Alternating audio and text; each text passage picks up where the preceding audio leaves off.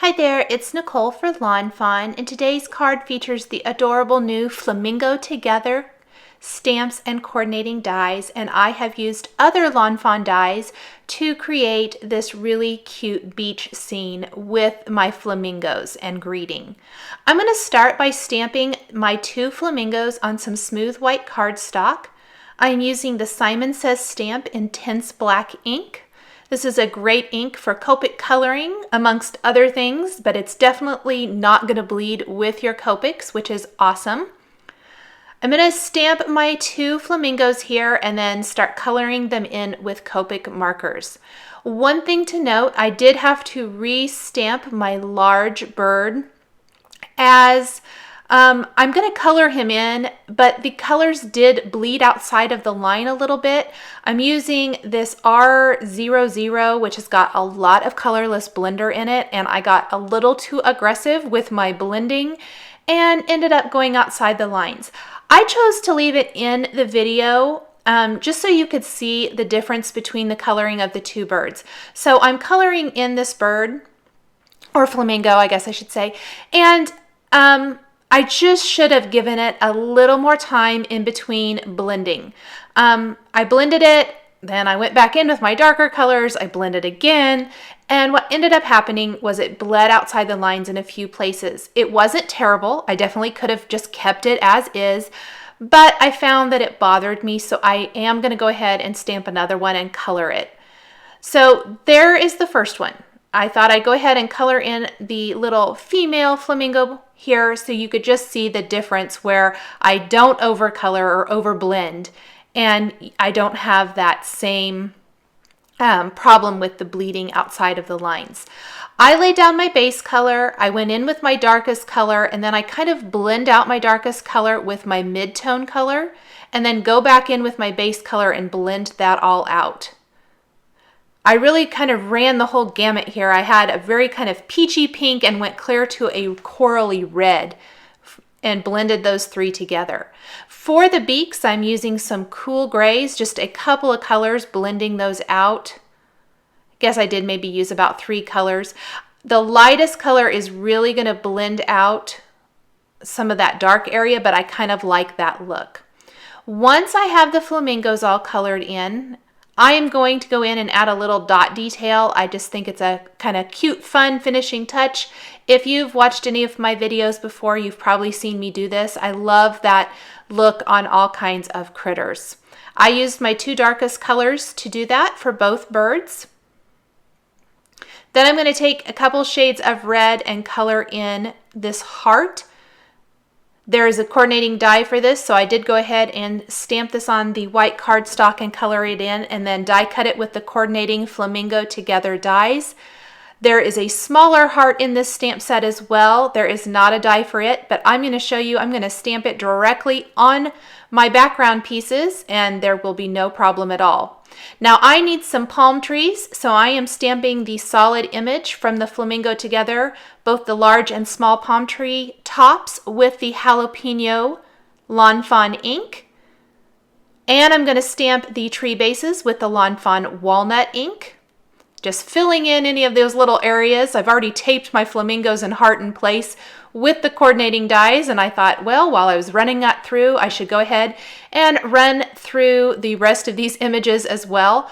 I'd like to try to get all of my die cutting, or the majority of it, with one pass of the machine if possible, so I'm not having to crank it through my Big Shot a zillion times. I will have to die cut a couple of the tree tops and tree trunks again, but the majority of the images were all die cut with one pass of the machine. Once I have those in place, I'll grab my Big Shot and just roll those on through. And I can pop all of these out and start working on the rest of my card design, where I'm going to build up the background for my card. Now I've laid out my dies here. I've got a whole bunch of different things going. I'm going to be using some of the new cross-stitched rectangles, the cross-stitched circles. I'm going to start by die cutting 2 of these rectangles. This is the largest sized from the small cross-stitched rectangles die collection.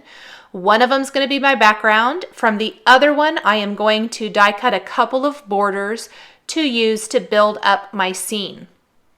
So from one of these, I am going to take a simple stitched hillside border and die cut a beach, or what I'm imagining to be a beach with this border. You might want to note that one thing is I did die cut these originally, and I just didn't think that the scene went together very well. I'll show it to you here in a second. So I had to die cut another rectangle and die cut a little bit bigger beach scene and water, and I think that the whole scene flows together much better. I can save these for another project. I just kind of threw them in my scrap file where I go to that has extra frames and whatnot, and a lot of times I'll just grab one of those to use on a project. Same thing with the water border. I use the ocean wave borders, and for the sun I'm going to use one of these circle cross-stitched images, but I think that it's just too low. So when I go and put my flamingos there, I just didn't like how that looked at all. I tried several different things. I was like, well, maybe if I flipped it over and did a square or something instead. While I was considering what to do with that, I did go ahead and apply some squeezed lemonade distress ink to my circle. And then I looked at it again. I did die cut a little bit deeper beachy scene. You can see that there. From the rest of that rectangle, I'm going to go ahead and die cut my ocean border. I can get both of those from one rectangle, and then I'll apply my inks to these two pieces as well. I am applying the inks to smooth white cardstock as opposed to a watercolor cardstock, so I use a little bit lighter hand. Salty Ocean is what I used for the water, and then I used that as a guide to see where I needed to add my colors for my sky. I am going again with squeezed lemonade and then some candied apple distress inks. And where the red and the yellow mix, it's going to give a really pretty orange color. So it's going to kind of give the illusion of three different colors, even though it's two blended together. Just by going over it again and again with the squeezed lemonade ink over that red, it just gives that really pretty illusion for that gorgeous summer sky. I'm using a little gathered twigs distress ink to create my beachy scene, trying to keep it darker along the top edge and lighten up as I go down. Get that all colored in.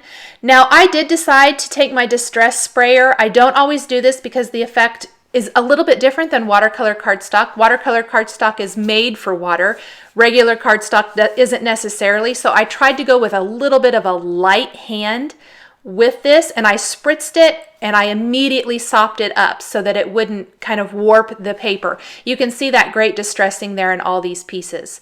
I went ahead and assembled my background with the background piece, the sun, the water, and then the beach. I'll go ahead and attach my flamingos using some Zot's mini glue dots, and then I will attach my palm trees as well. Again, I'm using the mini glue dots. They work great because they're so teeny tiny. I don't have to worry about any liquid adhesive or anything making a mess. Put my heart there that I die cut up above the two little love birds. I'll place one palm tree over there to the left, two to the right. Love how that's looking. I'm going to go ahead and take my greetings now from the Flamingo Together stamp set. Stamp the flamingo first because I want that centered. Then I'm going to take the word we and stamp that right above the word flamingo, again centering it. And then together underneath the word flamingo, center that as well. Got my greeting in place. I'm going to take the mini heart now from the Flamingo Together stamp set, ink that up and stamp that right at the end of my greeting. And then I decided I needed a couple more of those as well. This is where I took my Copic marker and just colored straight over the distress inked background. And you can see the color shows up perfectly fine. So I did a couple more of those in the sky. So there's a trio up above and then one by the greeting. That is looking good. I love how that looks. I'm going to go ahead and take some glossy accents now and apply that to the beaks and the hearts on my card. I have the Ranger applicator tip on my bottle of glossy accents. It's incredible. I absolutely love it. It makes drawing on a thin layer or line of liquid adhesive so super easy. Plus it has a great little pin that goes in the applicator itself so it keeps it unclogged. I'm going to take the Wink of Stella clear glitter brush pen and draw over the palm trees, adding a nice little touch of glitter to my palm trees. And then I did die cut a background from the large cross-stitched rectangles die collection, the A2 size from black cardstock. I will attach that directly to my card base and then attach my flamingo panel on top of that to finish off my card design.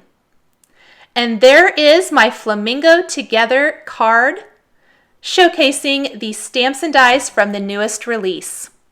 Thanks for watching this video showcasing the Lawn Fawn Flamingo Together stamps and dies. The supplies I've used are listed and linked below the video on YouTube. Here are a couple more Lawn Fawn videos you might be interested in. Please subscribe for weekly card making and stamping videos. Thanks for watching, and we'll catch you next time.